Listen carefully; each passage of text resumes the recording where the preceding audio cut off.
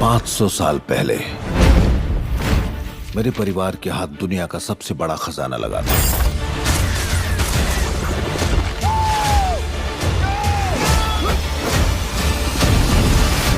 तो गाइज यार, आज के टाइम पे हॉलीवुड मूवीज देखना तो हम में से हर किसी को पसंद है, लेकिन यार इतनी सारी मूवीज के बीच में एक अच्छी हॉलीवुड मूवी ढूंढ के लाना बहुत ज्यादा मुश्किल काम हो चुका है। तो इसीलिए आज मैं आपको हॉलीवुड की कुछ बेहतरीन मूवीज के बारे में बताने वाला हूँ जो डेफिनेटली आपने आज से पहले नहीं देखी होगी। और सबसे अच्छी बात ये सारी की सारी मूवीज आपको हाई क्वालिटी हिंदी डबिंग के साथ देखने को मिलने वाली है। लेकिन वीडियो में आगे बढ़ने से पहले अगर आप हमारी चैनल पे नए हो और अगर आपने अभी तक हमारी चैनल को सब्सक्राइब नहीं किया तो मेक श्योर आप हमारी चैनल को सब्सक्राइब करके पास में जो बेल आइकन है उसे ऑन करके ऑल पे सेट जरूर करना, ताकि हमारी हर नई वीडियो का नोटिफिकेशन आप सभी लोगों के पास सबसे पहले पहुंच सके। सही कहा आपने, मैं नहीं हूं।